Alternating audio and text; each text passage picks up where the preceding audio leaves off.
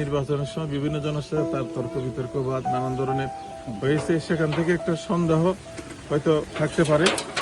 যেহেতু এখানে স্পেসিফিক নাই, তারপরেও আমরা বলবো যে এটাকে তদন্ত সাপেক্ষে প্রকৃত দুষ্কৃতকারীকে খুঁজে বের করার জন্য আমরাও চেষ্টা করব। সরকার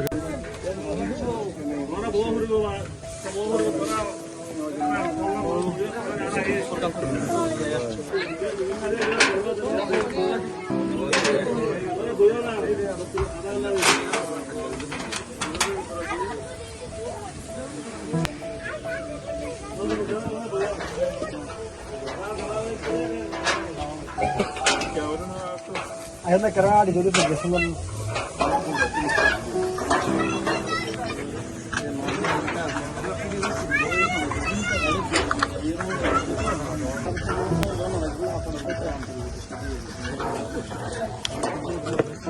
फिर जीवनी पूरा के फिर तजुर्बा আমাকে দিয়েছেন। জি জি আমার ওখানে তো আপনি পাস এবং এই জন্য আমি এলাকার মানুষকে মূলত তাদেরকে কৃতজ্ঞতা জানানোর জন্য, ধন্যবাদ জানানোর জন্য এসেছি।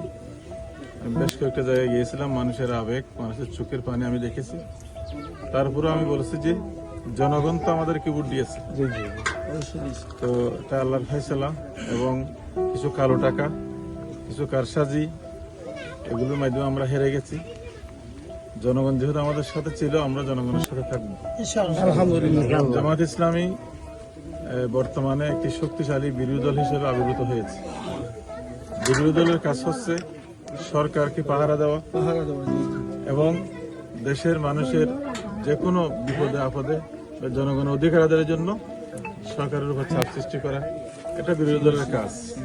ইনশাআল্লাহ আমরা উখিয়া টেকনাফের, আমি এমপি না হলেও বিরোধী দলের একজন জেলার নেতা হিসেবে আমরা সরকারের যে কোনো অন্যায় কার্যক্রম যদি কেউ করে তার আমরা প্রতিবাদ করব এবং জনগণের নিয়ে যে অধিকারের পক্ষে আমরা সবসময় কি থাকবো।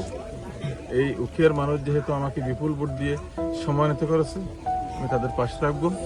বিভিন্ন জায়গাতে কিছু হামলা, কিছু মানুষ আহত হওয়া এবং কিছু বাড়িঘর পুড়িয়ে দেওয়ার সংবাদ আমাদের কাছে আছে। যেমন শাহপুরদ্দিবি ইয়াহিয়া সাহেবের খামার পুড়িয়ে দেওয়া হয়েছে, আরেকজনের এরকম দেওয়া হয়েছে, সোনাপাড়াতে আহত হয়েছে, টেকনাফে আহত হয়েছে, অনেকের বাড়িঘরে দিল ছুড়া, গেট ভাঙচুর করা, এ ধরনের কিছু ঘটনা ঘটেছে। হুমকি ধমকি দেওয়া হচ্ছে। আমরা ওইগুলো সাথে সাথেই প্রশাসনকে অভিহিত করেছি, ডিসি, এসপি সবার সাথে আমি কথা বলেছি। আমি সাংবাদিক সম্মেলন করে আমাদের অবস্থান তুলে ধরেছি এবং জনগণের জানমাল নিরাপত্তা বিধানের জন্য আমি সরকারের কাছে অনুরোধ জানিয়েছি। এমনকি আমি যৌথ বাহিনীর যে অবস্থান সেটাকে আরো 2 দিন বাড়ানোর জন্য আমি অনুরোধ করেছি। তো শুধু আমি এখনো আহ্বান জানাচ্ছি যে সকলের প্রতি যেন নির্বাচন পরবর্তী কোনো সহিংসতা যেন আমাদের এলাকায় না হয়, সেজন্য সকলের প্রতি আমি আহ্বান জানাচ্ছি।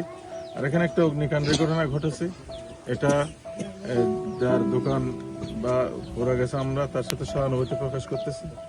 সে যেহেতু স্পেসিফিক বলতে পারতেছে না যে এই ঘটনা ঘটিয়েছে, তবে আশঙ্কা করতেছে নির্বাচনের সময় বিভিন্ন জনের সাথে তার তর্ক বিতর্ক বা নানান ধরনের হয়েছে, সেখান থেকে একটা সন্দেহ হয়তো থাকতে পারে।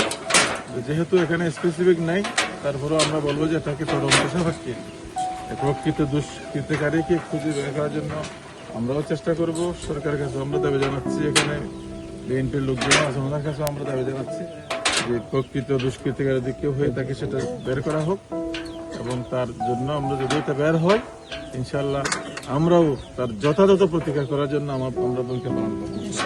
আমি আশা করি যে এই উখিয়া টেকনাফে ফার্দার কোনো সহিংসতার ঘটনা ঘটবে না এবং শান্তিপূর্ণভাবে আমরা অন্যায়ের প্রতিবাদ করব এবং জনগণের অধিকার আদায় করার জন্য আগে যেমন আমরা জনগণের পাশে ছিলাম, সামনেও আমরা পাশে থাকবো ইনশাআল্লাহ।